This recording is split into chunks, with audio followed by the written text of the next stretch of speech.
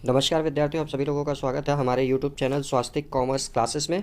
ठीक, जैसे कि जो बच्चे हम लोग को रेगुलर फॉलो कर रहे हैं उनको पता है कि हमारे चैनल पर बीकॉम और एमकॉम के बच्चों के लिए जिनका सेमेस्टर एग्ज़ाम्स हैं आने वाले हैं, क्योंकि दिसंबर के मंथ्स आ गए हैं तो उनके सेमेस्टर एग्ज़ाम अब शुरू होने वाले होंगे।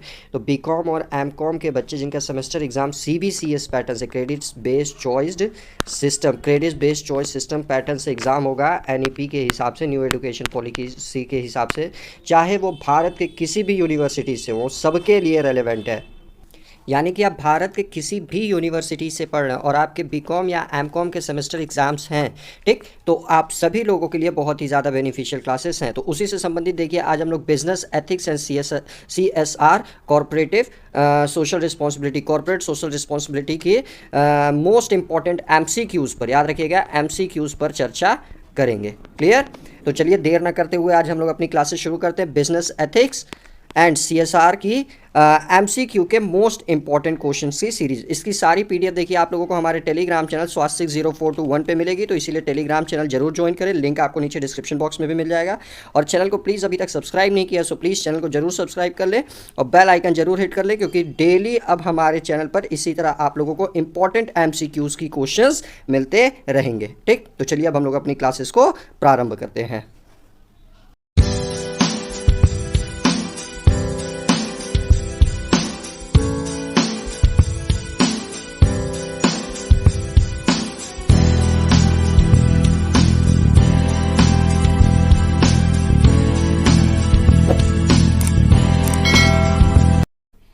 तो देखिए विद्यार्थियों, आज का सबसे पहला क्वेश्चन आपसे क्या कह रहा है। तो क्वेश्चन देखिए, एक्चुअली शुरू करने से पहले आप सभी से एक रिक्वेस्ट है कि वीडियो ज़्यादा से ज़्यादा शेयर कर दीजिए आप लोग, ताकि ज़्यादा से ज़्यादा बच्चे हम लोग के साथ जुड़ सकें और वो अपनी तैयारी को और भी मजबूत बना सके, जिससे कि सारे के सारे बच्चे अच्छे मार्क्स स्कोर कर सके अपने बीकॉम के या एमकॉम के सेमेस्टर्स एग्जाम्स में। ओके, तो चलिए आइए पहला क्वेश्चन पढ़ते हैं। पहला क्वेश्चन देखिए आपसे क्या कह रहा है। Which is not one of the nature of ethics, यानी कि इसमें से एथिक्स का कौन सा एक नेचर नहीं है, आपको बताना है। Which is not one of the nature of ethics. Focus on human values, social work, branch of philosophy या अप्लाइज मोरल प्रिंसिपल्स। ओके, तो इन चारों में से आपको बताना है कि कौन सा एक नेचर नहीं है एथिक्स का। ओके, तो आइए इसके बारे में मैं थोड़ा आप लोगों को समझा दे रहा हूं, फिर आप लोग इसका आंसर इजिली कर सकेंगे। ठीक, तो देखिए विद्यार्थियों, नेचर ऑफ एथिक्स में क्या क्या चीज़ें आएंगी आपकी। तो फर्स्ट ऑफ ऑल देखिए क्या बोलते हैं। Ensure legality of business activities, यानी कि बिजनेस एक्टिविटीज़ की लीगैलिटी की बात होगी। दूसरा देखिए कस्टमर ओरिएंटेशन होना चाहिए। तीसरा सप्लाइंग गुड क्वालिटी प्रोडक्ट। चौथा प्राइस। पांचवा फॉलोइंग रूल्स एंड रेगुलेशंस। छठवां देखिए एम्प्लॉयर एम्प्लॉय रिलेशनशिप्स। फिर avoiding fraud and cheating. environmental issues, avoiding artificial shortage, meeting the claims, avoiding harmful competition और सोशल वेलफेयर। ओके, तो ये सारी चीज़ें देखिए बिजनेस एथिक्स के नेचर्स में इंक्लूड कर ली जाती हैं। ओके, इसका स्क्रीनशॉट ले लीजिए आप लोग और फिर अब हम लोग क्वेश्चन का आंसर करते हैं।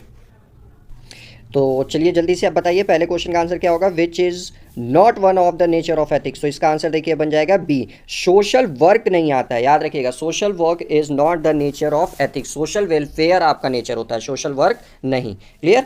चलिए अगला क्वेश्चन पढ़ते हैं। अगला क्वेश्चन देखिए आपसे क्या कह रहा है। Stage of maintaining the social order of Kohlberg's moral development model is in, यानी कि देखिए जो आपका क्या बोलते हैं, कोलबर्ग्स मॉडल मोरल डेवलपमेंट होता है मॉडल का, ठीक, उसके स्टेजेस को मेंटेन करने की बात कर रहा है। तो stage of maintaining the social order, social order को मेंटेन करने की बात कर रहा है कोल्सबर्ग मोरल डेवलपमेंट में। क्लियर? तो पहले आइए देख लेते हैं मोरल डेवलपमेंट जो कोलबर्ग्स का है उसमें कितने स्टेजेस होते हैं और कैसे कैसे उसमें चीज़ें इंक्लूड की जाती हैं, तब आप लोग इसका आंसर इजीली कर पाएंगे। वैसे एक बार ऑप्शन भी देख लीजिए। Pre conventional morality, conventional morality, post conventional morality या none of the above. Okay, तो ये देखिए विद्यार्थियों, आप लोग कोलबर्ग्स के 6 स्टेजेस होते हैं मोरल डेवलपमेंट के। याद रखिएगा, मोरल डेवलपमेंट के कुल 6 स्टेजेस बता रखे हैं कोलबर्ग्स ने। यह MCQ भी देखिए डायरेक्ट आपसे पूछ सकते हैं कि बताइए कोलबर्ग के मोरल डेवलपमेंट में कितने स्टेजेस होते हैं। तो कुल याद रखिएगा 6 स्टेजेस होते हैं, जिनको 3 अलग अलग लेवल में कैटेगराइज किया गया है। सबसे पहले देखिए लेवल 1 होता है, फिर लेवल 2, फिर लेवल 3। ओके, तो लेवल 1 में देखिए क्या बताया आपसे, प्री कन्वेंशनल मोरालिटी, जिसमें देखिए 2 स्टेजेस होते हैं। स्टेज 1 में देखिए आपसे क्या कहता है, ओबीडियंस एंड पनिशमेंट की बात करता है। फिर स्टेज 2 में देखिए आपका इंडिविजुअलिज्म एंड एक्सचेंज की बात करता है। फिर लेवल 2 देखिए होता है आपका कन्वेंशनल मोरालिटी, जिसमें स्टेजेस 3 में देखिए आएगा आपका गुड इंटरपर्सनल रिलेशनशिप। फिर स्टेज 4 में देखिए आएगा आपका सोशल ऑर्डर, तो ये देखिए लेवल 2 में आता है ये। फिर लेवल 3 देखिए आपका होता है पोस्ट कन्वेंशनल मोरालिटी। स्टेज 5, अब इसमें देखिए स्टेज 5 आएगा। स्टेज 5 में देखिए सबसे पहले क्या होगा आपका social contract and individual rights, और फिर स्टेज 6 में देखिए आपका यूनिवर्सल प्रिंसिपल्स। ओके, तो इसका स्क्रीनशॉट आप लोग ले लीजिए ताकि आप लोगों को पढ़ने में आसानी हो सके कि कोलबर्ग्स के जो 6 स्टेजेस होते हैं मोरल डेवलपमेंट के, उसमें क्या क्या चीज़ें आती हैं और कौन कौन से लेवल होते हैं। क्लियर? तो चलिए अब हम लोग आंसर करते हैं जो क्वेश्चन था हमारा। तो क्वेश्चन देखिए पूछा था आपसे stage of maintaining the social order, तो सोशल ऑर्डर हम लोग देखे थे कन्वेंशनल लेवल में आता है, कन्वेंशनल लेवल में आता है। और कन्वेंशनल लेवल देखिए आपका किस में था, लेवल 2 में, तो यानी कि option B will be correct, conventional morality. Okay, चलिए आगे बढ़ते हैं हम लोग। क्वेश्चन नंबर 3 देखिए अब आपसे क्या कह रहा है, एक्शंस और policies should be evaluated on the basis of producing greater goods in the society is the fundamental of which moral theory. Okay, तो आपको बताना है इस क्वेश्चन में जो एक्शंस और पॉलिसीज होती हैं, ठीक, should be evaluated on basic of producing greater good, अच्छे गुड्स के प्रोड्यूसिंग से संबंधित जो इवैल्यूएशन होती है सोसाइटी के लिए, जो वो गुड्स प्रोड्यूस किए जाते हैं, वो किस मोरल थ्योरी का, किस मोरल थ्योरी का फंडामेंटल होता है। सबसे पहले आपका देखिए क्या बोलते हैं, यूटिलिटेरियन थ्योरी, दूसरा आपका थ्योरी ऑफ जस्टिस, तीसरा आपका एथिक्स ऑफ केयर, चौथा है आपका थ्योरी ऑफ राइट्स। जल्दी से इसका आंसर करके आप लोग बताइए कि एक्शन और policies should be evaluated on the basis of producing greater goods in the society is the fundamental of which moral theory. Okay, utilitarian theory, theory of justice, ethics of care या theory of rights। जल्दी से इसका answer करके बताइए क्या होगा आप लोग।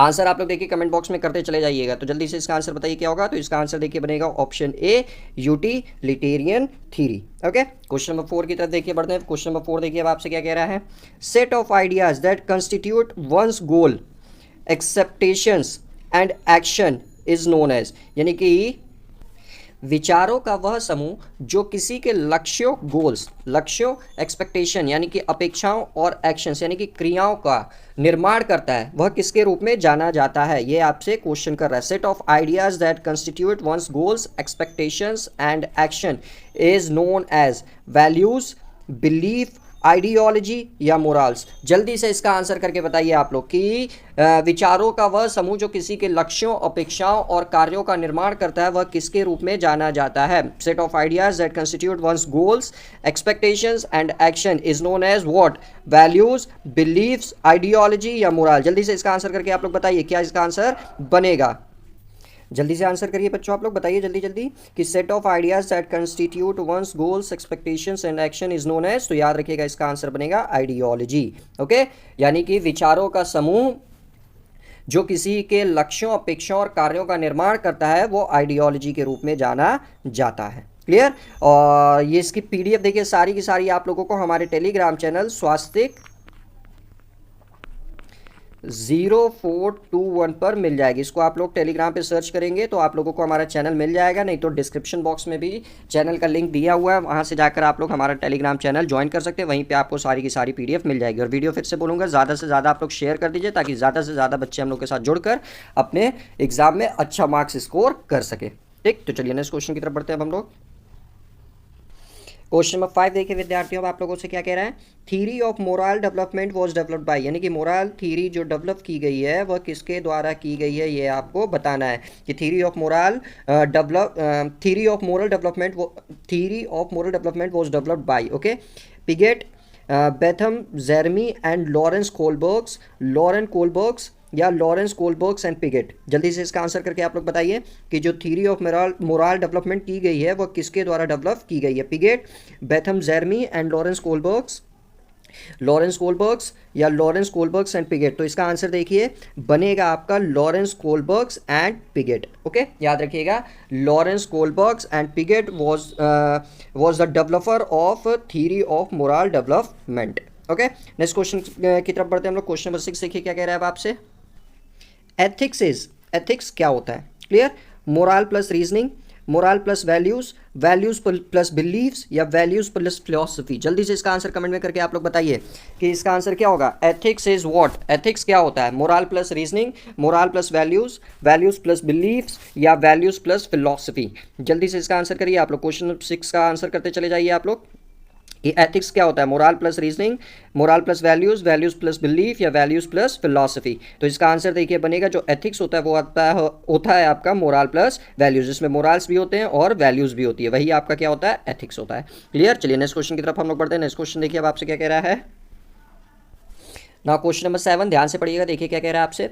The moral principles, standards of behaviour और set of values that guide a person's actions in the workplace is called. यानी कि देखिए क्वेश्चन आपसे कहना चाह रहा है कि कार्यस्थल यानी कि वर्क प्लेस, कार्यस्थल में किसी व्यक्ति के कार्यों को निर्देशित करना, ठीक, करने वाले नैतिक सिद्धांतों और व्यवहार के मानकों, स्टैंडर्ड ऑफ बिहेवियर, व्यवहार के मानकों या मूल्यों के सेट को क्या कहा जाता है? Clear? The moral principles, standard of behaviour और set of values that guide a person's actions in the workplace is called.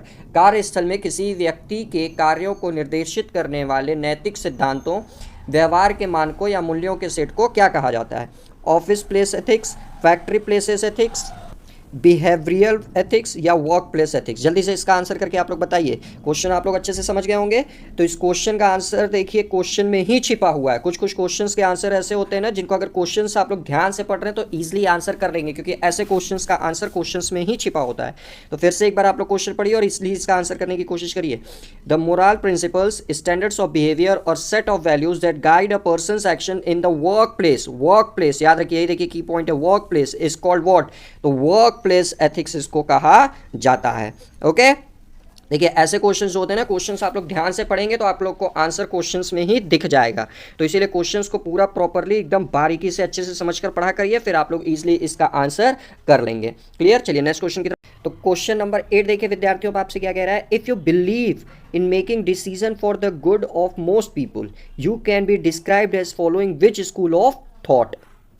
यानी कि देखिए क्वेश्चन आपसे क्या कह रहा है, यदि आप अधिकांश लोगों की भलाई के लिए निर्णय लेने में विश्वास करते हैं, यदि आप ज़्यादा से ज़्यादा लोगों की भलाई करने के लिए निर्णय लेने में विश्वास करते हैं, तो जो आपकी विचारधारा होगी, क्लियर, जो आपके थॉट्स होंगे, जो आपकी विचारधारा होगी, वह किसके अनुयायी के रूप में वर्णित की जा सकती है? Okay, if you believe in making decision for good of most people, okay, you can describe as following which of school of thought? Okay, utilitarianism, teleology, deontology या इजोइज्म? तो इसका आंसर देखिए आप लोगों का बनेगा ऑप्शन ए, यूटिलिटेरियनिज्म। यदि आप लोग दूसरों की भलाई करने के लिए, दूसरों के भलाई करने के लिए मतलब क्या बोलते हैं, निर्णय लेने में विश्वास करते हैं, यानी कि आप दूसरों को हेल्प करने के निर्णय माफ़ करिएगा हेल्प करने के निर्णय लेने के लिए विश्वास करते हैं, तो आप लोग जो बिलोंग करेंगे वो आप लोग यूटिलिटेरियनिज्म थ्योरी यानी कि उसके थॉट से बिलोंग करेंगे। ओके, नेक्स्ट क्वेश्चन की तरफ बढ़ते हैं हम लोग। क्वेश्चन नंबर 9 देखिए अब आपसे क्या कह रहा है। विच स्टेटमेंट इज और आर ट्रू? यानी कि इन चारों में से कौन सा स्टेटमेंट्स ट्रू है वो आपको बताना है। तो पहला पॉइंट आइए पढ़ते हैं, देखिए क्या कह रहा है। Ethics is not synonyms to religious morality और मोरल टेलोलॉजी। दूसरा, ethics is the principle that guide the human behaviour. तीसरा, the terms ethics and morality are not synonyms terms, या ऑल ऑफ द एबव। तो आपको बताना है इन तीनों में से एक्चुअली ये तीनों करेक्ट हैं कि नहीं है, या इन तीनों में से कोई एक पॉइंट करेक्ट है कि नहीं है, या ये तीनों के तीनों करेक्ट है। ओके, तो जल्दी से जल्दी इसका आंसर करिए कि इन तीनों ऑप्शंस में से कौन सा करेक्ट है, या ये तीनों ही करेक्ट है। फिर से आइए ऑप्शन पढ़ते हैं। Ethics is not synonyms to religious morality और moral teleology. Ethics is the principle that guide the human behaviour. और तीसरा कह रहा है the term ethics and morality are not synonyms terms. आइए ऑप्शन को एक बार फिर से थोड़ा और अच्छे से समझ लेते हैं ताकि आप लोग इजीली इसका आंसर फिर कर सके। तो देखिए पहला ऑप्शन आपका क्या कह रहा था कि ethics is not synonyms to religious morality और मोरल टेलोलॉजी, यानी कि एथिक्स जो होता है वो सिनोनिम्स नहीं होता है। किसका सिनोनिम्स नहीं होता है? रिलीजियस मोरालिटी का या मोरल टेलोलॉजी का। तो ये ऑप्शन देखिए बिल्कुल करेक्ट है। कैसे करेक्ट है? क्योंकि जो नैतिकता होती है, एथिक्स होता है, ठीक, एक व्यक्ति के व्यवहार को नियंत्रित करने वाले सिद्धांतों पर जोर देता है। यानी कि जो एथिक्स होता है वो किसी भी ह्यूमन के बिहेवियर को कंट्रोल करने के कॉन्सेप्ट पर फोकस करता है, जबकि जो रिलीजियस मोरालिटी होती है वह किसी भी व्यक्ति को बस सही और गलत परखने की मूल्य में मतलब शामिल किया जाता है। तो ऑप्शन ए देखिए टोटली आपका करेक्ट है। ओके, ऑप्शन बी देखिए अब आपसे क्या कह रहा था कि ethics is the principle that guide the human behaviour. तो ये देखिए अभी जस्ट ऊपर मैंने आप लोगों को समझाया है कि जो एथिक्स होता है, नैतिकता होती है, वो ऑब्वियसली मानव व्यवहार का मार्गदर्शन का कार्य करता है। यानी कि ऑप्शन ए और ऑप्शन बी तो टोटली आपका करेक्ट है। क्लियर? ऑप्शन सी देखिए आपसे क्या कह रहा है अब, the term ethics and morality are not synonyms terms. तो ये भी देखिए ऑप्शन बिल्कुल करेक्ट है। ये दोनों एथिक्स और मोरालिटी कभी भी सिनोनिम्स टर्म्स नहीं होता है। क्यों नहीं होता है? क्योंकि एथिक्स देखिए जो होता है वो आपका गुड और बैड बताता है कि क्या अच्छा है और क्या बुरा है, और जो मोरालिटी होती है, क्लियर याद रखिएगा, जो मोरालिटी होती है वो हमेशा राइट और रॉन्ग की परिभाषा बताती है। तो ये दोनों देखिए सिनोनिम्स टर्म्स नहीं होते हैं। क्लियर? आई होप आप लोग ये ऑप्शन तीनों समझ गए होंगे, इसलिए इसका आंसर देखिए बनेगा option D, all of the above will be true. Next question देखिए आपसे क्या कह रहा है, question number 10, code of conduct and code of ethics. Code of conduct and code of ethics क्या होता है वो आपको बताना है। तो पहला ऑप्शन देखिए अब आपसे क्या कह रहा है, a formal statement that describe what an organization expect of its employees। दूसरा, become necessary only after a company has been in legal trouble। तीसरा, are designed for top executive and managers not regular employees। और चौथा, rarely become an effective component of the ethics and compliance program। Okay, तो बताइए code of conduct and code of ethics क्या होता है इन चारों में से? जल्दी से इसका आंसर करके आप लोग बताइए। Code of conduct and code of ethics क्या होता है? Are formal statement that describe what an organization expect of its employees, become necessary only after a company has been in legal trouble, are designed for top executive and manager not regular employees, rarely become ineffective component of ethics and compliance program। Okay, तो देखिए जो code of conduct and code of ethics होता है उसका option बनेगा A correct, क्योंकि ये देखिए एक फॉर्मल स्टेटमेंट होता है जो डिस्क्राइब करता है किसी भी ऑर्गेनाइजेशंस में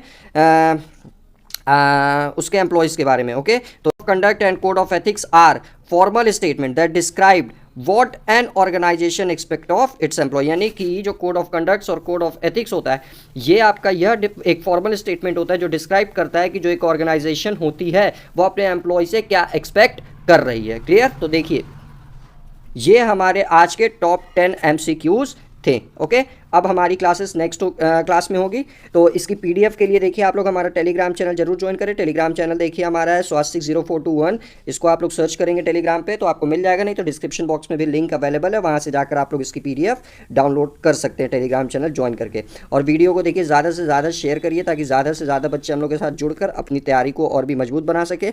और चैनल को अभी तक सब्सक्राइब नहीं किया सो प्लीज़ चैनल को जल्दी से जल्दी सब्सक्राइब कर ले और बेल आइकन जरूर हिट कर दे ताकि आने वाली सारी वीडियो की नोटिफिकेशन आपको टाइमली मिलती रहे। ओके, चलिए मिलते हैं नेक्स्ट क्लासेस में, तब तक अच्छे से आप लोग प्रैक्टिस करते रहिए।